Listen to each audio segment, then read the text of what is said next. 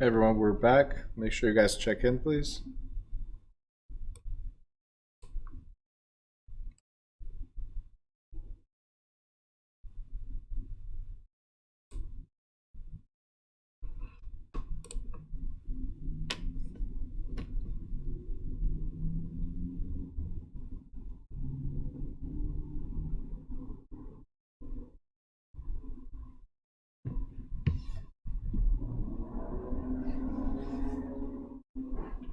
Hey, Ron just joined us. What's up, Ron?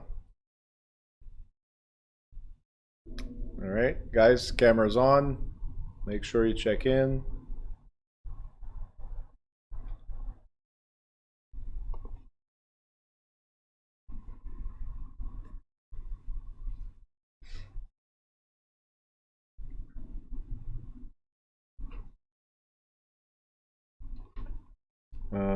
Jose, you got the question?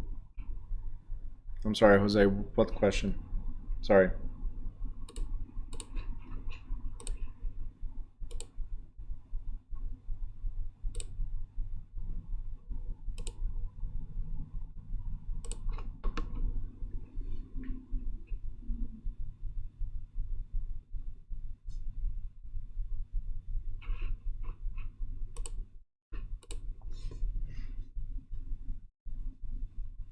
All right, everybody checked in? Give me a thumbs up if you're ready. Great. We're still missing Steven and Jonathan. Okay. And Marlon. I don't see Marlon there either. All right, guys. So we're going to go over real estate economics. What I actually want you guys to do is go all the way to the end of this chapter. I'm going to start from the end and then come back up. Okay?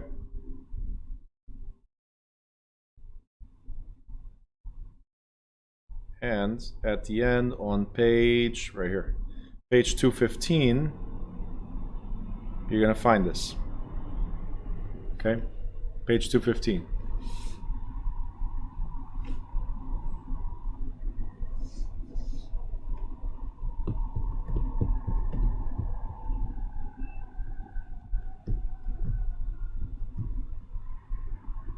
Okay, meanwhile,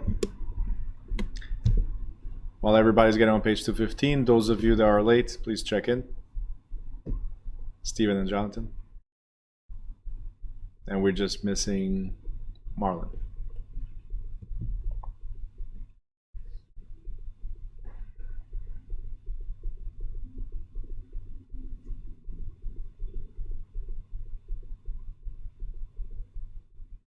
All right, Jose just wrote, I'm reviewing with Quizlet and trying to understand what I didn't understand with your videos. So next week I'll schedule the exam again.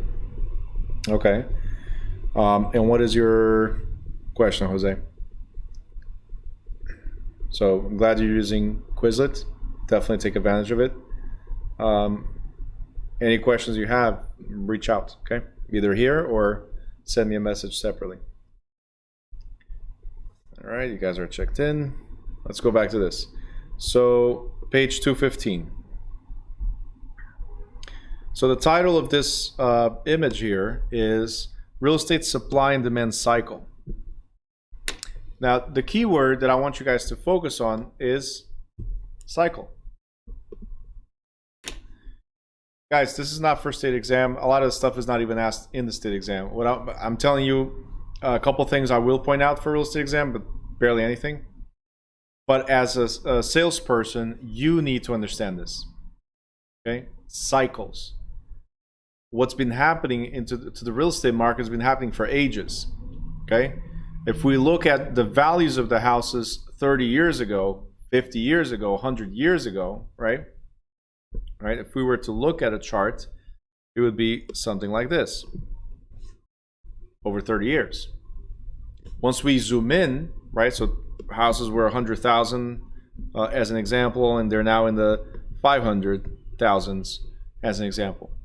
But once we start zooming in to the past few years, let's say past 20 years, instead of having this line like this, you're going to see this, but constantly growing, right? there's a cycle, there's a pattern. So if I were to change colors here, let's say this cycle is every 10 to 15 years. Every 10 to 15 years, you're going to see the up and you're going to see it dropping a little bit. Right? Every 10 to 15 years, there's a cycle. Properties go up in value, properties drop in value. Now, does it drop in value drastically as it did in 2009 and 10? No. 2009 and 10 was something that unfortunately affected everybody, and it was not according to what we expected. But it's not the first time we have a drop like that. As an example, let's say this was in the 30s. This was in 2009, and it's been up and down slowly, right? So the cycle is always there. That's the point that I'm trying to get to. People believe, right? People believe that this will never happen again. The market will never crash again. The home values are going to keep on going up, right? That's not true, right? Far from the truth. I wish values kept on going up, right? Far from the truth. But the thing you need to understand is for the values to keep on going up, salaries or wages need to go up. Okay? For values to keep on going up, then cost of living needs to go down or stabilize somehow. And it's not. There's different factors that are happening. Right? Because you need to have what's called affordability. So wages have been growing at this rate, right? Let's say this is wages for the past 100 years. Cost of living has been going at a totally different rate. Cost of living index, right? Right? And then property values, right now, they went very slow as well. But property values are going at a totally different rate. If your income is down here, right? So fair market values for real estate. If your income is all the way down here, cost of living is up here, and property values keep on going up, how can you afford it? Eventually what's going to happen, what I was saying before, eventually what's going to happen is one of these has to drop. Either the cost of living or the value of the properties. Something needs to drop because it's impossible to keep on growing if people cannot afford it. You understand? So it's impossible. It's a concept that everybody should understand. Okay? These cycles always happen. What's been supporting these high values? What's been supporting these high values is the interest rates. Interest rates are so low, right, that it kind of offsets the high values, right, or property values, right? But interest rates are now going up. So interest rates go up, property values go up. It's going to get to a point again if wages don't increase, right? And I'm not telling you, look, the whole story about the $15 an hour minimum that we're trying to implement and all that. It's unheard of. There's countries way poorer than us that the minimum is a little bit over $15 an hour. Just saying, just putting it out there, right? People saying trickle-down economics and all that stuff, and all businesses will close if there's no, because people can afford more. They will not rely on a Walmart or rely on an Amazon as everybody's trying to buy at discount. They'll be more comfortable, like, hey, I got some money. Let me go to the corner store versus waiting forever to get some stuff. You guys understand? So the problem with the way we have things now is that the people that are not at this wage level, but the ones that are up here, are the only ones that keep on increasing in value, their own value. Everybody else that's down here just keeps on getting poorer and poorer because everything else is increasing in value, right? So eventually it has to crash. Eventually something needs to reset or adjust, eventually, right? And to help you understand these things, So help me understand these things is this right here. So let me just address Gilbert's caption here.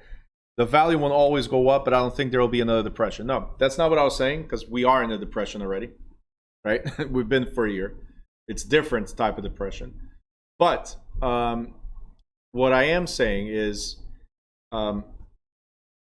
something needs to adjust. Will property values drop? Will there be a crash, some type of crash in terms of real estate or any other economic movement? Yes, guaranteed.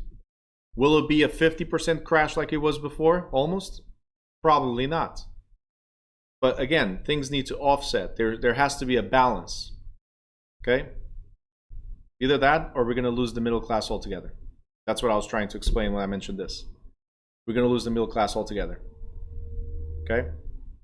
And then, and this is not with offenses, I'm just stating facts. And then we're going to be like all other third world countries where there's either kings, queens, and all the politicians and all the power up here, and then there's the uberly poor down here. Nothing in between.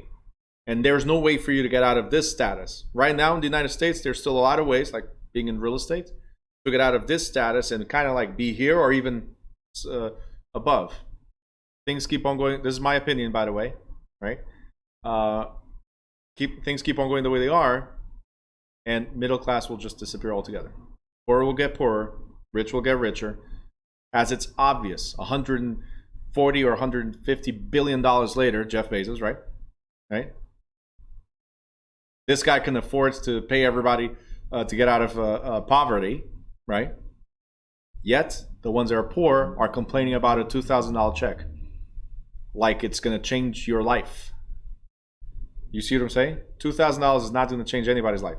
So this understanding cycles and being ready for them is a different story. All right, Marlon, real quick, check in, please. Let's see what messages we have.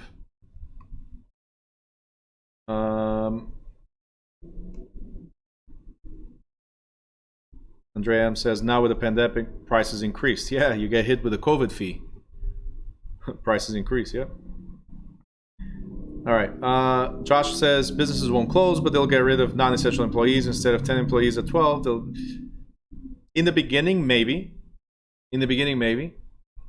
But, again, guys, let's look at the reality. It doesn't make any sense. If you cannot afford, then your business is struggling. That's what it is. And I can have 10 employees, like you wrote here, 10 employees at $12 an hour, right? That means, again, I cannot afford it. If $3 is going to change, and I understand $3 times 40 hours times whatever. If $3 are going to change your business, then you're struggling business from the get-go. You understand? All right, we are more likely to see rise of automation, yes. Fast food, robots, all that stuff, yep. Gilbert says, there's no middle class in my opinion. There is still, but not much. He can give everyone in this world $1 million and still be really rich. Not quite, but yeah. And Joshua says, completely agree, the Gilbert middle class has always been a myth. Okay. You can see it that way. Absolutely. But are you poor, Josh? Are you poor? No. Are you a millionaire? Okay. So where do you fit?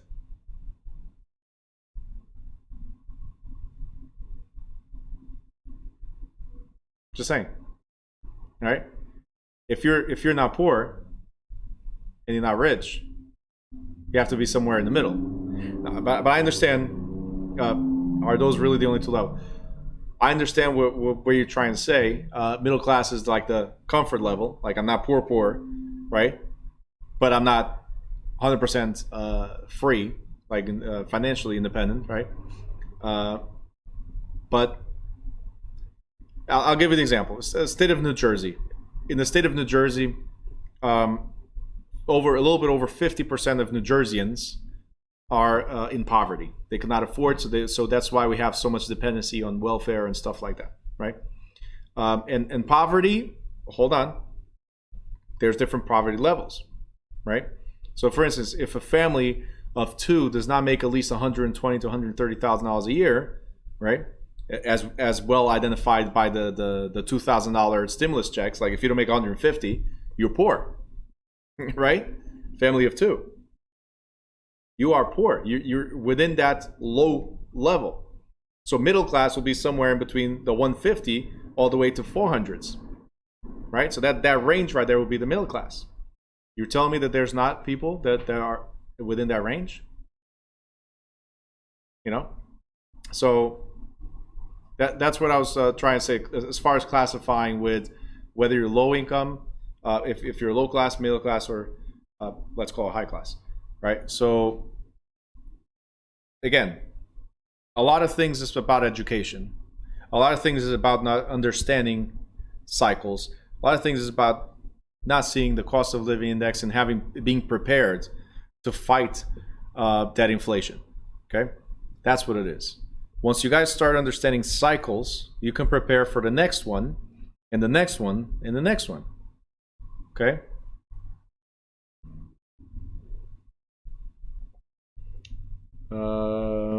Jose said, "I'm under 50,000, so I'm really poor."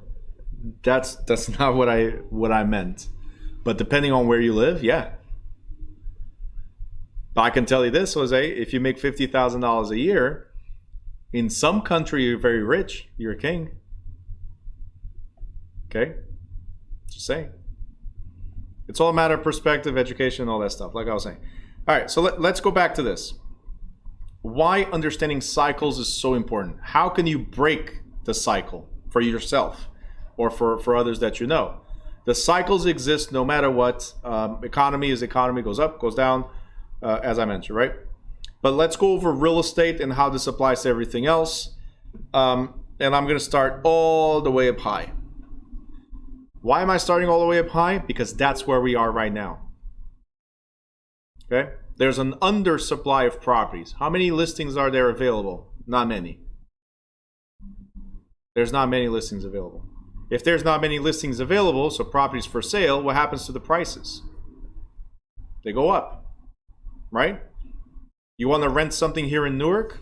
About 5 years ago, you pay $1,500 for a 3-bedroom or $1,800 for a 3-bedroom. Now it's close to $3,000, right? Doubled in 5 years, 6 years. Right? Why? Because anything that goes on the market is like, hey, I'll take it. And sometimes they're renting rooms and they have like families in their rooms. Right? There's not enough room for one person, but they got bunk beds, and here's a couple sleeping on the bottom, the kids sleeping on top, and they live in a room. This is happening now here in Newark, and I'm pretty sure in other places is as well. Right? Why? Low vacancy. Now, what happens? Andrea M. just wrote in China too. I'm sure in a lot of places, right? But what happens when there's not enough supply? Right? There's not enough supply, builders show up.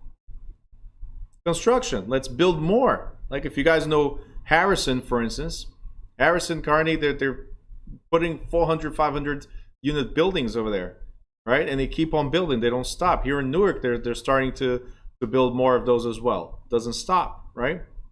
So now there's going to be more properties available. When there's more properties available, falling prices. Now, let me explain this, the falling prices. Like, because Gilbert said, oh, it's not going to crash like before. When I'm talking about falling prices, is it starts like settling. Like, I told you in 5 years, it went from 1,800 to 3,000.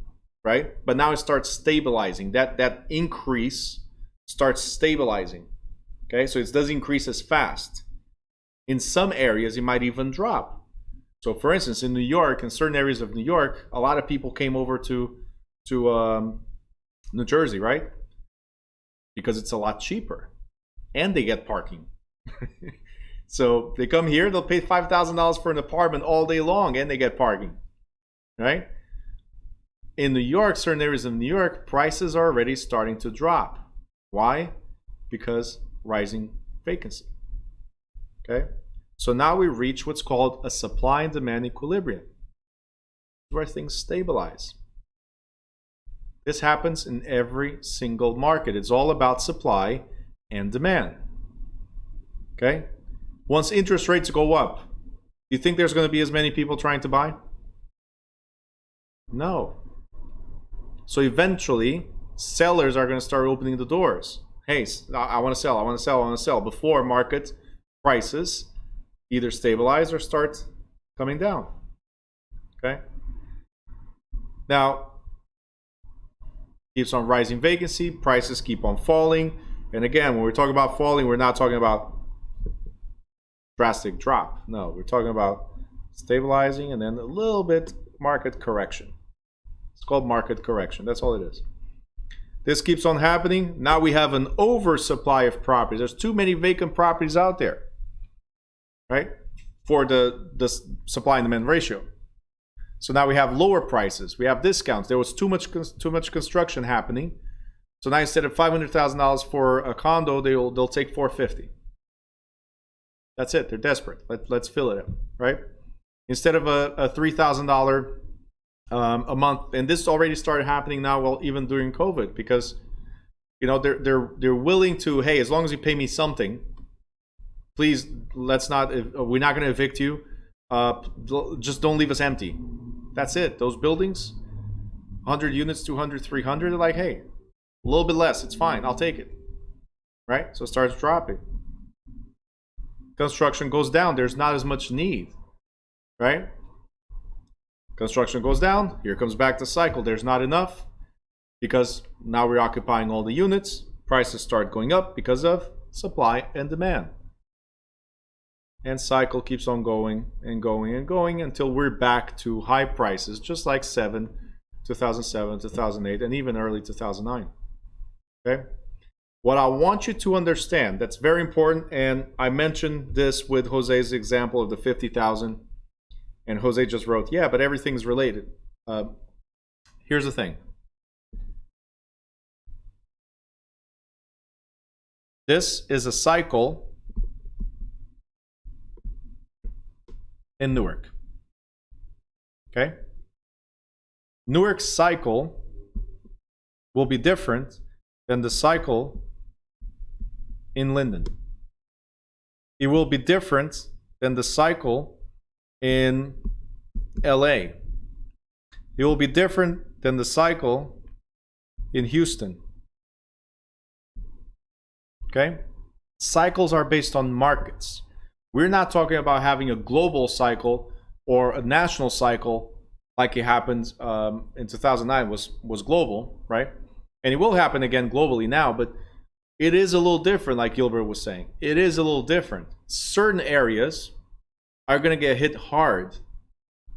I'm telling you, certain areas are going to get hit hard. Others are going to be like, oh, just market correction. Instead of going up, it's just going to stabilize and then maybe lower a little bit. We're good. That's all we got. Other areas you're going to see it's been going up, up, up, up, up.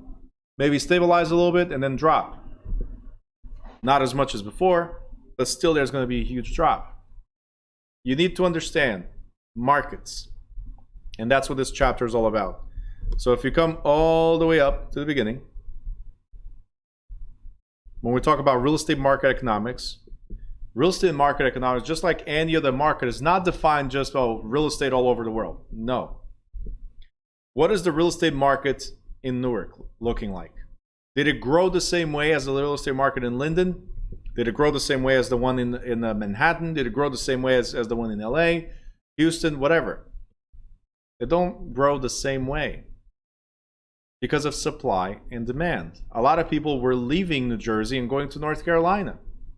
North Carolina prices started going up. All right? Areas of North Carolina, not everywhere. You see what I'm saying? This is why it's key to understand markets, market dynamics, and all that stuff. Now, real estate professionals do not have to be, get this out of the way. Real estate professionals do not have to be economists. In fact, they're better off leaving the complex economy theories to those professing expertise in that often confusing field. However, brokers do need the basic understanding of how our economy works, and particularly how real estate as an economic product fits into the real estate marketplace.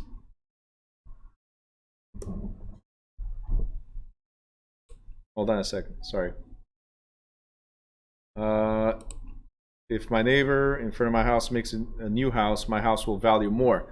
We're going to talk about all that. Yes, between today and tomorrow, we're going to talk about the things that affect markets. Yes. Now, understanding the fundamentals of real estate economics enables you to recognize the current effect, the effect of current economic conditions in the real estate market on transaction prices and values, apply economic principles to estimate future conditions in the real estate market. So estimate, you can prepare for the future, and apply economic principles to specific geographical areas and property types, not all property types. So in 2010, which was the biggest collapse, was when we started hitting rock bottom in terms of real estate here in New Jersey, as an example, right? It was the residential market that dropped. It was not the commercial. It wasn't until 2012 or 13 that the commercial got that effect. You guys understand? So even the property types are affected in different ways. Okay? These abilities will benefit clients of any real estate professional. So knowing what's going to happen is very, very important. So the market system has to do with supply and demand. So supply is the quantity of a product or service. Supply is quantity of a product or service available for sale. How many houses do we have out there available for sale? Where? That's what you need to ask. In which market? Some areas of New Jersey are hot in listings. Other areas are really dry in listings. There's nothing, right? So again, it's a seller's market in certain hot areas. You need to figure out which ones are, right? Demand. Well, demand is the quantity of a product or service that is desired for purchase, lease, or trade at any given time. So, how much do we want it? Okay. For instance, got a mouse right here as an example. Does everybody need a mouse right now? Probably not. A lot of people are now using tablets, and they don't need a mouse. They use a pen, right? They write on it. That's all. You guys understand? So the same product might be desired by a group of people and completely not desired by another group of people. So how much in demand is it? During the pandemic, for some reason, I'm still trying to understand the concept of this, but during the beginning of the pandemic especially, toilet paper disappeared. Lysol disappeared, that I understand. And a bunch of other essential products for the house disappeared, right? And they could charge whatever they wanted. Why? Demand. During a snowstorm here in New Jersey, if you guys, I don't know if you guys remember a couple of years ago, during a snowstorm, unexpected snowstorm, the prices of the ice, the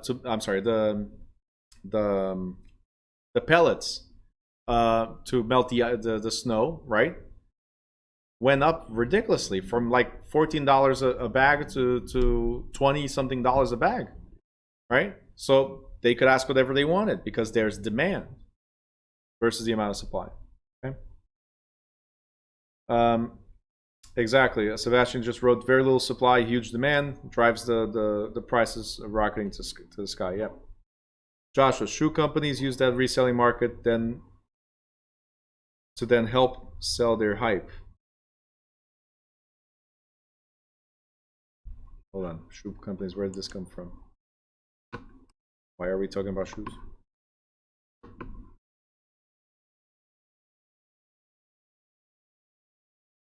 Oh, shoe. Okay, Sebastian mentioned. Okay, got it. Yeah.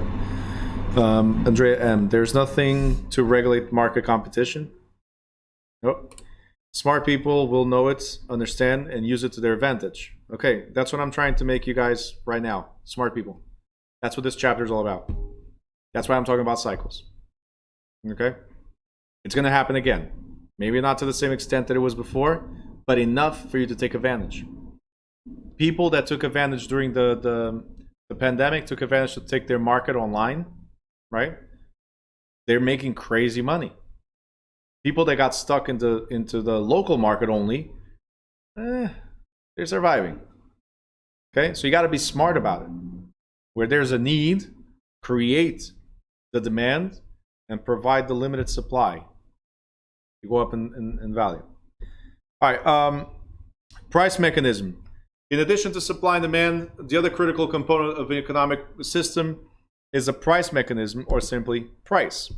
The price is the amount of money or other asset that a buyer has agreed to pay and the seller has agreed to accept to complete an exchange of a good or service. It is a quantification of the value of an item traded. Price, in this context, means the final trading price. It is not the preliminary asking price, because that's the listing. I can list for whatever I want. That's me asking you to give me $500,000 for the house. Price is what we settled on. Okay, this is the final price. Instead of 500, we settled at 480 or 520. It was not the initial asking price, right? Asking and bidding prices are pricing positions in the negotiation between the parties prior to the exchange. The true price of an item is the final number. Okay, I'll give you another example. When I'm buying clothes or anything that I buy, I'm always looking for and you can call me whatever you want, but I'm always looking for the clearance section. Okay? Sometimes it's not the exact same thing, but serves the same purpose. So why would I pay $100 when I can pay 60 or 40 or 30 or even $10 for the same thing or something similar? Do you understand? So I am not brand driven, so I really don't care about a brand other than mine. You know what I'm saying? I don't buy stuff, because no, everybody's wearing this. This is the brand to have, right? I don't drive a Mercedes. I don't drive a BMW. Look, the car that I like, Lamborghinis. I don't have one, right? So that's not what drives me. A good deal is what drives me, because you have to be smart with your economy, especially with your economy, your own personal economy, especially with understanding what the market is doing, right? So value and value determinants. I will answer some of your questions in a second. Value and value determinants. Price is not something of value itself. It is only a number that quantifies value. So like it's a reference to value. It's not its value.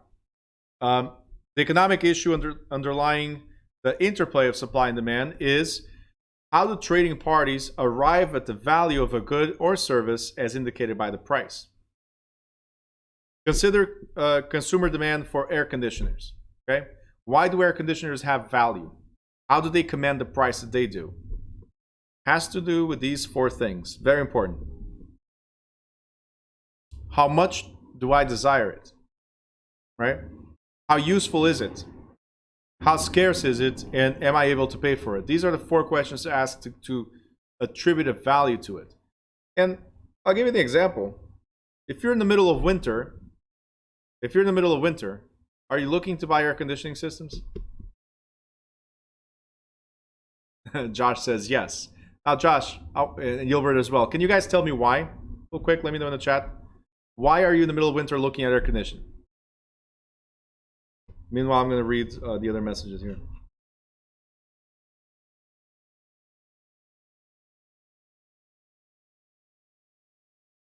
Eduardo, are banks willing to lend money to buyers even though they pay a lower price? All right, I'm going to address that in appraisals tomorrow. Okay. All right, you guys just wrote lower price. Yeah, in the middle of winter, they're not going to charge the regular price. It's the discount clearance section because it's not a hot item. It's not something that people want right away, of course. So, unfortunately, most of us forget the cycle, forget that, hey, summer's coming again. Right? It's like we forget it. That's another cycle, right? So when summer gets here, we got to go buy an air conditioning system. So hot. Now you're going to pay top dollar for it. Why didn't you buy before? You understand? A lot of times, people, oh, I gotta be fashion. I gotta be according to the latest trends and this and that. So summer is coming. I gotta buy the clothes that fit this summer, not last summer. Okay, so you're gonna pay $200 for a bikini when you could have bought it last year's one. You could have bought it for like $20, 10%. You see the point? I do the same with swimming trunks. Josh just said. There you go. So desire, guys. Desire is one determinant of how dear the item is to the purchaser. The other question is utility. The ability to do the job, right? Can the air conditioner satisfy my need to stay cool? How cool does it make my house? Does it even work properly? Of course, I won't pay as much for it if it's old or ineffectual, right? Next, does desire factor in the brand? Yeah. I told you I have no desire for brands. So I don't pay $200 for a polo, right? I see people paying $700 for a jacket. Are you kidding me? I'm sorry. I mean, not trying to be offensive in any way. If who you are, right? If you like to buy overpriced stuff just because it has a stamp on it, right? It's up to you. But if it serves the same purpose and it looks good, yeah, I'm gonna pay $10 for it. Sorry, I'm cheap like that, right? Anyway, scarcity. Scarcity means how much of it is available in the ratio of the demand. So, for instance, if there's the air conditioner is quite valuable if there's only 5 units in the entire city and everyone is hot. I don't know if you guys remember another example. Sandy. When Sandy hit us up here, the only generator that we could find was somewhere in the middle of PA. So I drove 6 hours to get that generator. Generator that costs $120. We paid almost $400 for it. But we needed it. There was no electricity. It was going to cost us way more. It was going to cost us way more to lose everything that was in our house, right? And then the gas price. So that trip, that 6-hour trip, 12 hours, like 6 plus coming back another 12 hours, that trip cost me a lot of money because gas prices were like 5 and ridiculous, right? And because it's 6 hours, we got to stop and eat now. It's, you know, again, supply and demand, scarcity, how much of it is available. Purchasing power, can I afford it? Okay, so if one cannot afford the air conditioner, the value of the air conditioner is diminished since it's financially out of reach. Okay, it has value, right? But I can't afford it, so am I going to buy now? No, so forget it. Now, the other thing we have is productivity and costs. To produce a good or a service, a supplier incurs costs. Supplier. So now we're not talking about the consumer, we're talking about the person that's providing the item or manufacturing the item. Or those expenses necessary to generate and deliver the item to the market. The essential production costs are cost of capital, materials and supplies, labor, management, and overhead. Costs play an important role in the dynamics of supply and demand and value. Since the producer has limited resources, right, it is imperative to maximize the efficiency of production process and minimize its costs. Moreover, since consumers will pay the lowest possible price for comparable goods or services, the producer must be price competitive to stay in business. A competitor who can produce an item of similar quality for less will eventually force higher priced items out of the market. Unless you have a strong brand and people pay for that. Rolex, given an example. Rolex, no matter what you do, will always be there. Okay? Mercedes, Lamborghinis, even though those have been dropping in price a little bit in comparison, right? But they're always going to be there. Yet there's so many cars out there, so many options out there. There's so many watches out there with similar quality, let's say, but for way less, right? Gilbert just wrote Mac and Windows. I guess. Yeah. Sorry, I'm not a Mac lover. So as soon as I saw Mac, I got disappointed. Sorry, man. But yes, Mac, they charge for a brand. Absolutely. Okay. I know. I was just messing with it. But it's what it is. Is they charge for a brand. In terms of what's inside, pretty much the same. Hold on. I got Ron. Ron gave me a stank face, and so did Josh. Okay.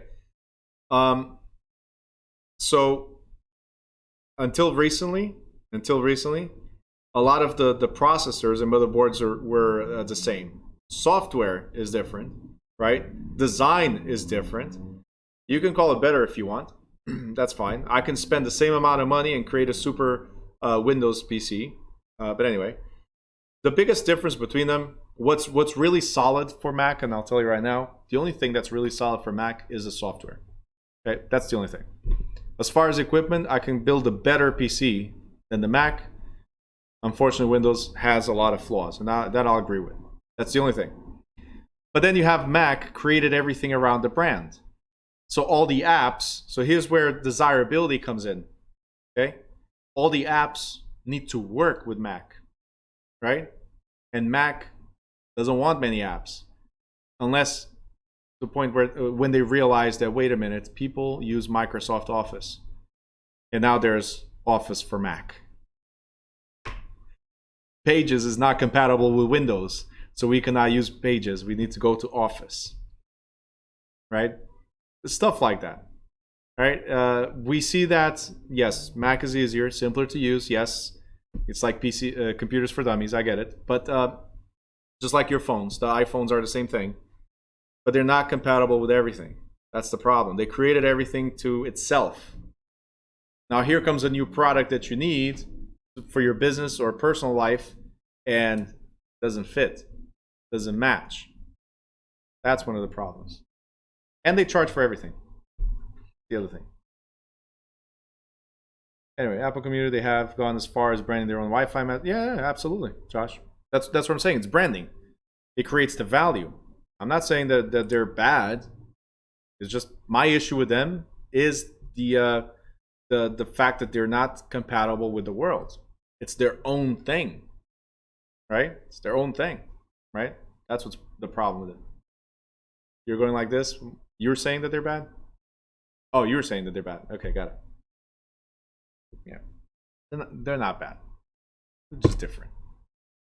They want to have their own thing, like you read the community, right? That's all. It's okay, people. Okay, we have opinions. Anyway, next thing we have is cost and price. I'm on YouTube Live, by the way, and then I have a bunch of subscribers on YouTube. I'm gonna find a hater one of these days that's gonna write something about Mac and just blacklist me on YouTube and stuff. It's gonna be awesome. Looking forward to the day.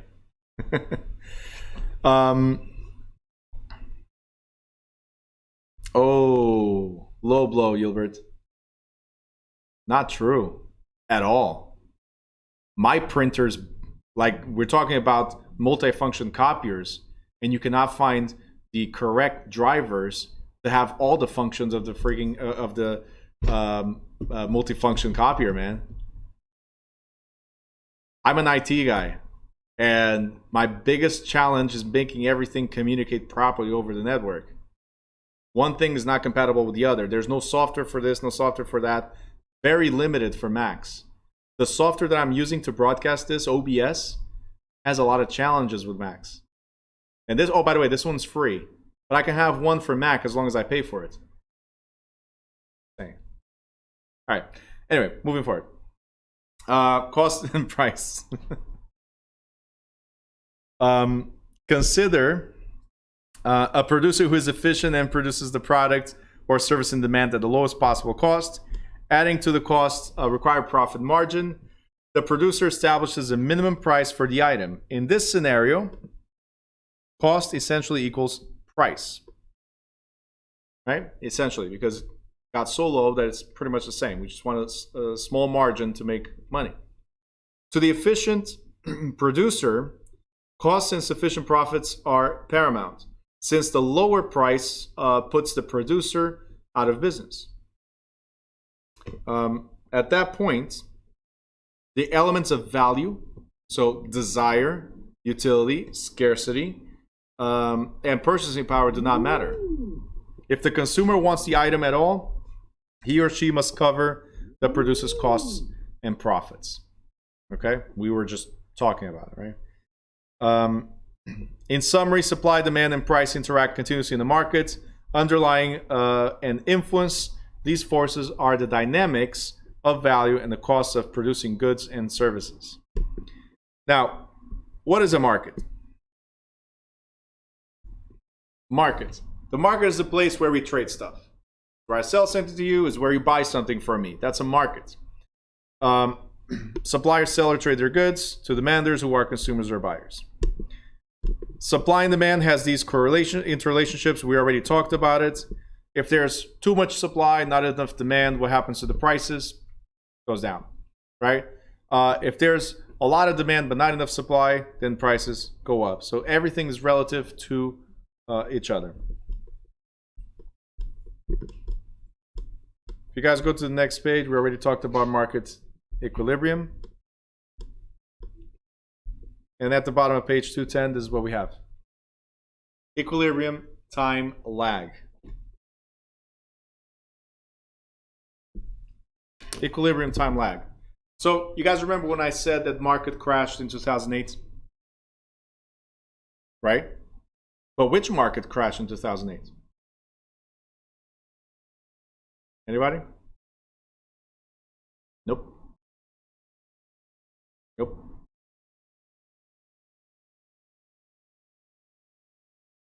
Nope.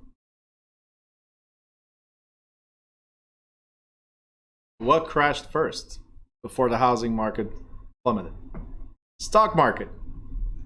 Because they were betting on the real estate market. Now, we didn't get the effects of that drop until almost a year later. So the stock market dropped in 2008. The real estate market started dropping in April of 2009. It took almost a year for one to follow the other and reach that equilibrium, right? If this is going down, then I have to go down with it. It took a while for that to happen. Coming back up was the same thing, right? So there's an adjustment to supply and demand. There's an adjustment. That's what I've been telling you guys. Like right now, we're still suffering from last year's beginning of the pandemic. We still did not feel the repercussions of it to the full extent. So real estate did not get impacted yet to the full extent. You understand?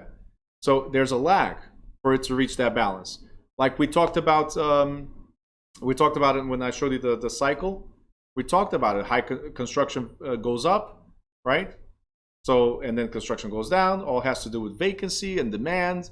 So it takes a while for that to happen, for that cycle to come around. Okay? So in theory, markets strive for equilibrium, but in reality, there's always a time lag between the recognized imbalance, which is that crash that we're talking about, right? Recognized imbalance and the completion of market adjustment. Since the underlying determinants of supply and demand, scarcity, desire, utility, purchasing power, and costs are constantly changing, the market is usually in a condition of imbalance. It's always catching up. Okay? Whatever the market might be, whether it's real estate, whether it's the stocks, it's always catching up with its demand. Okay? Now, market for real estate. As an economic commodity, real estate is bought, sold, traded, and leased as a product within the real estate market. Real estate, like other products, is subject to laws of supply and demand. We've been talking about it. Governed in the market by a price mechanism. We've been talking about it. Influenced by the producer's costs to bring the product to the market. And influenced by the determinants of value, which are utility, scarcity, desire, and purchasing power. What is different between all other products, computers, phones, clothes, food, right? That's all markets, different markets, right? What is the difference between those markets and real estate? Inherent product value. Land is scarce, a scarce resource as well as a required factor for production. Okay? Like gold and silver, it has an inherent value and utility value. You're always going to need land for something, right? I'm standing on land. You guys are standing on land. Without it, you wouldn't be sitting somewhere. There's always a need. Without it, without land, you wouldn't have clothes because they cannot be built on the clouds. Not yet, I think, right? Still need land, yeah. One day. Once we get to Mars, we already figured out that there's spiders there, so we're good. There's spiders, there's webs. If there's webs, we can make clothes. Right? Space clothes. Anyway. It's a joke. You don't make clothes out of webs, just in case you're wondering. All right, next. Unique appeal for the product. Since no two parcels of real estate can be alike, each has its different location. Every parcel of real estate has its own appeal, right? Likewise, no two parcels of real estate can have exactly the same value, except by coincidence. So I talked about this also already last week. I could have two properties side by side, 25 by 100, 25 by 100, exactly the same. Both of them have two families on it, 3-bedroom, 2-bath per unit, everything exactly the same. But they will not have the same value. Will be off. Because one is closer to a main road, for instance. The other one is right in the middle of the avenue, let's say. So its unique location gives it a unique value. And taxes are different as well. The next one is demand. This is key. Demand must come to the supply. A mouse I can sell in any market. I can fly to another country and sell the mouse. Right? And can be used in that country. Can I do the same with real estate? No. So one of the unique features, which is this one and the next one we're going to talk about, one of the unique features that real estate has, and that's why it's so predictable in terms of values, in terms of cycles. It's so predictable because people must come to the product. The product doesn't go to them. Okay? We cannot ship land to somebody. So this creates risk. Predictable creates risk because if demand drops, supply cannot be transported to a higher demand market. South Jersey. A lot of people are moving to South Jersey. Eventually those prices are going to go up. So hint, hint. If you guys want to start investing, South Jersey, people are going there. People are getting out of here and going to South Jersey. Now, an hour and a half drive doesn't sound that bad for a lot of people because it's half the price for the houses, cost of living and all that stuff. Right? If some of you, if you live in South Jersey, you understand what I'm talking about. You're probably seeing the movement of people to those areas, right? While up here, it's going to start decreasing the demand. And once it does, it's not like we can take the 2-family and now bring it to Vineland, as an example. Can't, right? All right. So the next one is this. The real estate market is illiquid. What does this mean? Without reading, please. Without reading, let me know what you think about this. Illiquid.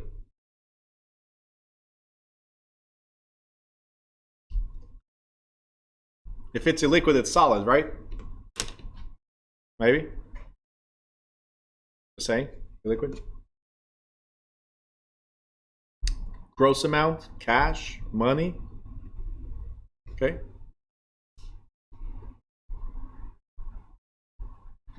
Not being able to cash. Okay. So that's what you have to think.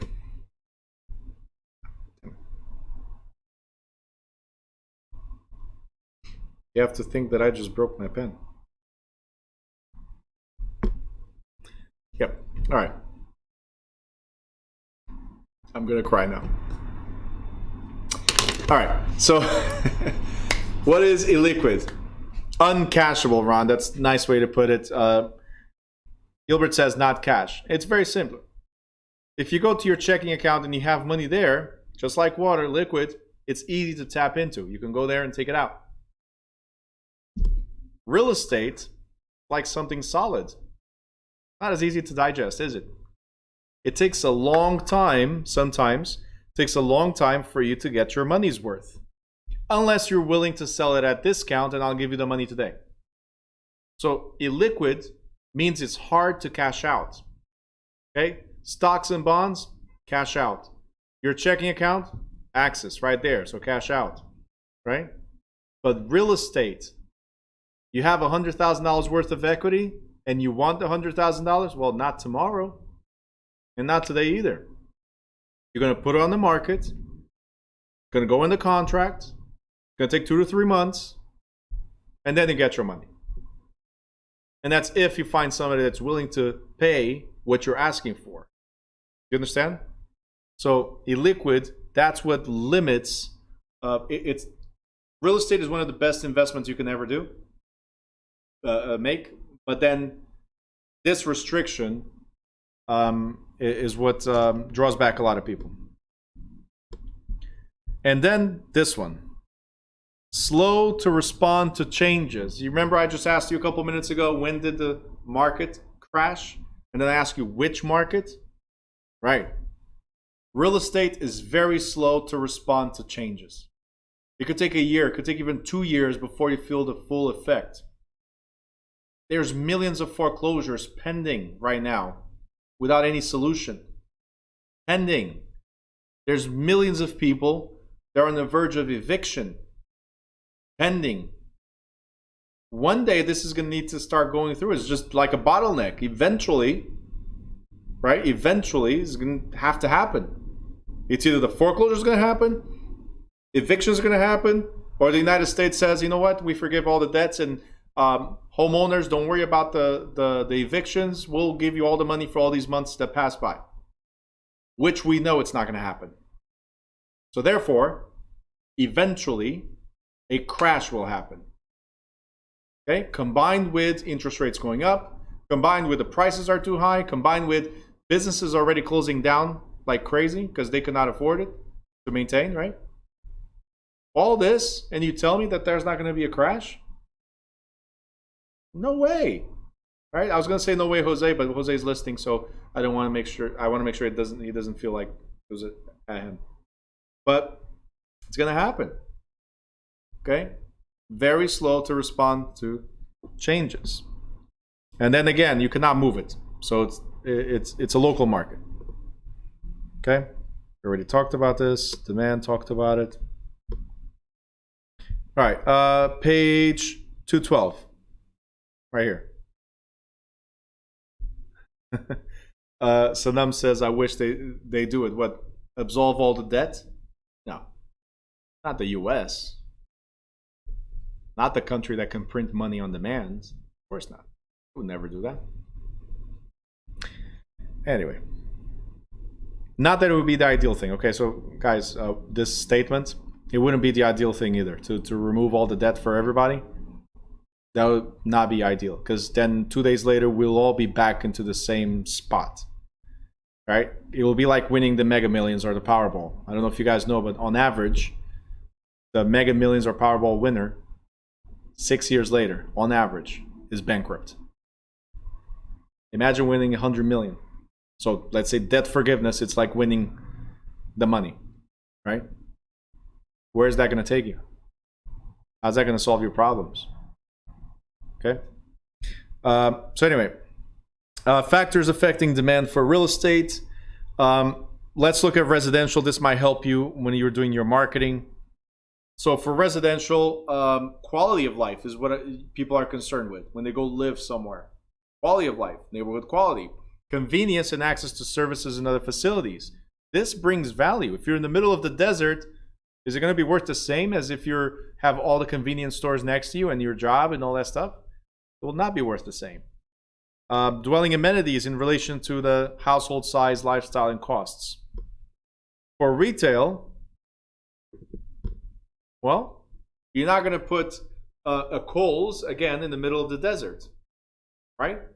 Because there's not enough demand. There's not enough people. So sufficient trade area, population and income, level of trade area competition, sales volume per square foot of rented area, consumer spending patterns. Like these are people that spend the money, right? Middle of the city, for instance.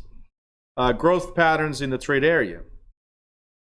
For office users, the cost of occupancy, it's the main thing. Like when I rented this space, my main concern is because we don't have a direct product to sell, like a manufactured product or anything like that. My main concern is, can we afford it until we have enough students? You understand? A restaurant opens up and boom, people walk through the door. Maybe not as much, but they walk through the door. A retail store, they open up the doors, somebody's going to walk through the door, right? A school, as an example, if it's not properly advertised, nobody's going to walk in the door, right?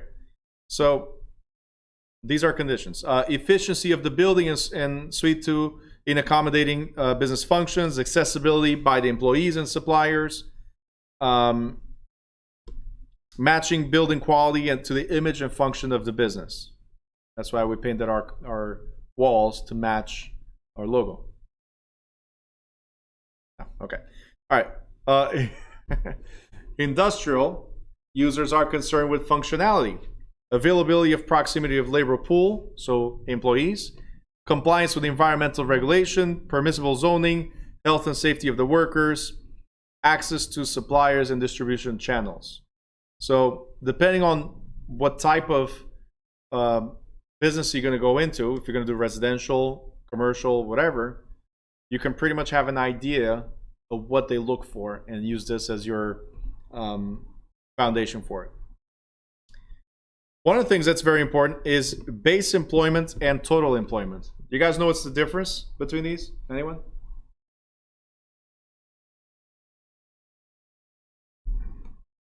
Base employment and total employment? And if so, how does this affect the market? Base employment and total employment. How does it affect the market?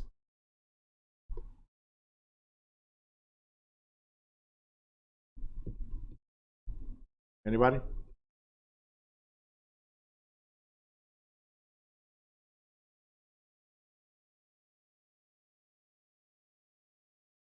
Okay. Ron said the actual amount of people employed, the positions that need to be filled. Okay. Versus, go ahead.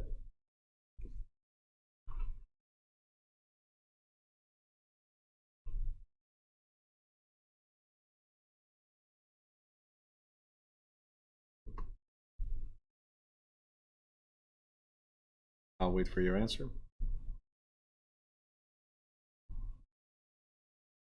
The actual amount of people versus the positions that need to be filled in a given region. Perfect. So, Mariah, base is the expected amount, total is the actual amount of those employed. So here we go.